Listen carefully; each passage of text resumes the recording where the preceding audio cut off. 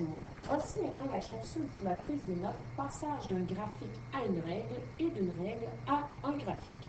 Nous sommes à la page 8 dans votre document notes de cours, ainsi qu'à la page 14-15 dans votre cahier point de vue. Donc, dans un graphique, si la courbe est représentée par une droite ou une série de points qui sont bien sûr alignés les uns aux autres, on construit alors une table de valeurs. Et comment on fait pour construire notre table de valeurs? C'est à partir des coordonnées des points.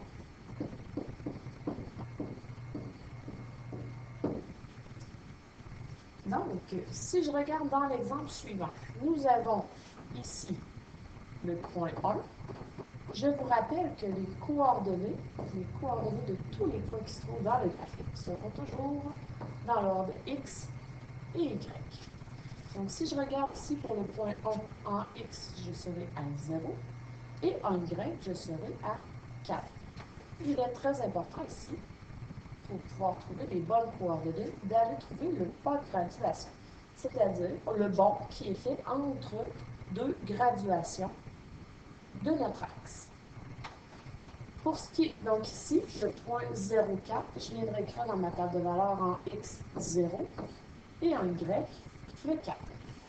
Si je regarde mon deuxième point, je pars de l'origine, je m'en vais à 4 en X. Donc, lorsque X est égal à 4, ça veut dire que notre Y, dans ce cas-ci, sera égal à 8. Et je fais ainsi de suite pour le point 3. Le point 3 en X, je serai à 8. Et en Y ici, je serai 12. Pour ce qui est du point 4, en X, je suis à 12 et en Y, je serai à 16. Donc voilà comment nous passons d'un graphique à une table de valeurs. Ça, c'est ce que nous avions déjà vu. Maintenant, pour trouver la règle à partir de notre table de valeurs, nous aurons besoin d'aller déterminer, dans le fond ici, notre règle sera de la forme y est égal à ax plus b, où le a sera le taux de variation. C'est-à-dire, quand j'augmente de 1 en x, de combien j'augmente en y.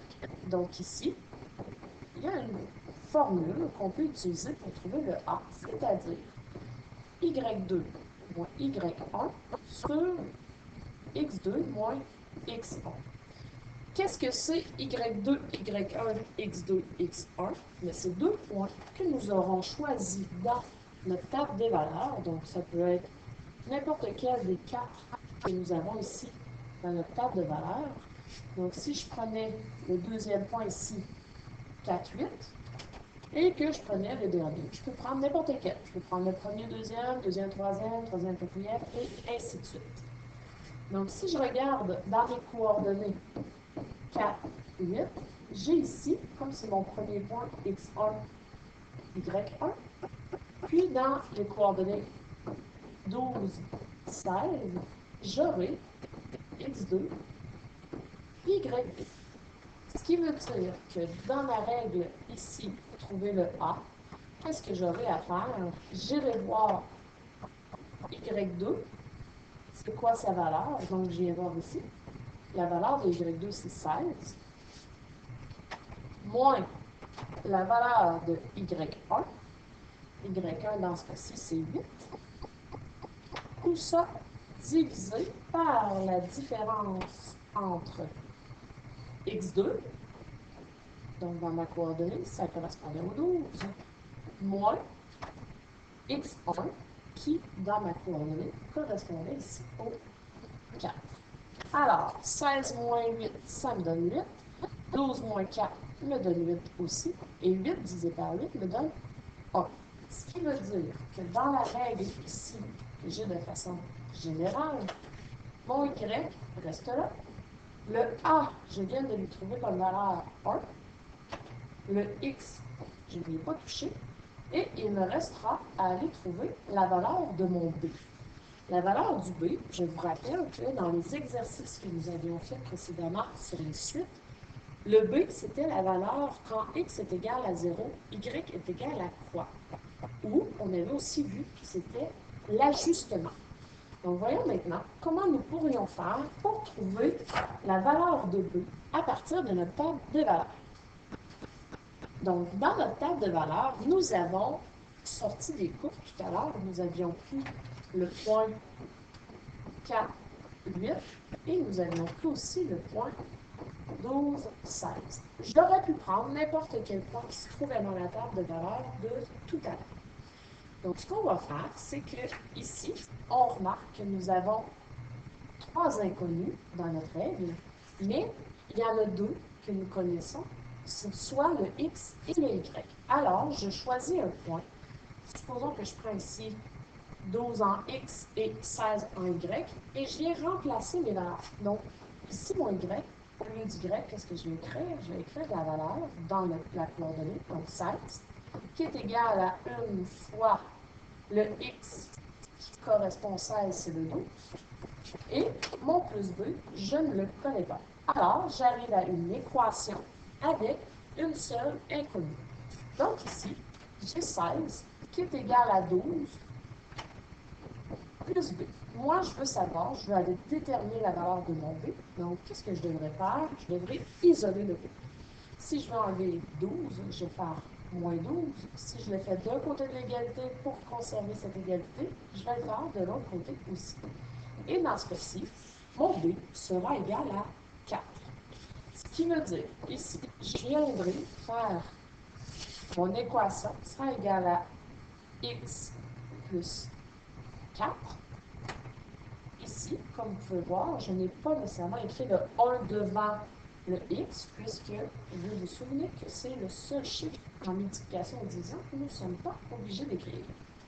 Je peux, bien sûr, aller valider la réponse. Comment je vais faire pour valider ma réponse? Je vais choisir un couple dans la table de valeurs. Je pourrais aussi prendre le même 12, 16 pour vérifier, voir si, quand je remplace mes valeurs de x et de y, si l'égalité est respectée. Alors, au lieu d'y, j'écrirai 16 est égal à 1 fois 12 plus 4. Voyez-vous, ici, j'ai remplacé mes variables x, y par des valeurs dans ma table de valeurs. Et est-ce que 16 est égal à 16? Eh bien oui. Alors, j'ai validé, j'ai confirmé que la règle de ma suite ici était y égale x plus 4. Maintenant, pour passer d'une règle à un graphique, on dit que ça revient à évaluer l'équation pour certaines valeurs de x, afin de déterminer les valeurs de y. Qu'est-ce que ça veut dire? Ça veut dire que nous allons donner des valeurs de x pour les remplacer par la suite dans la règle qu'on nous a donnée.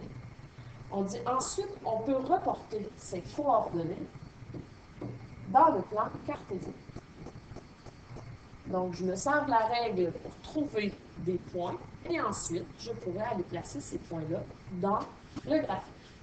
Dans mon exemple ici, j'ai la règle ou l'équation de droite, y est égal à 2 fois x plus 1.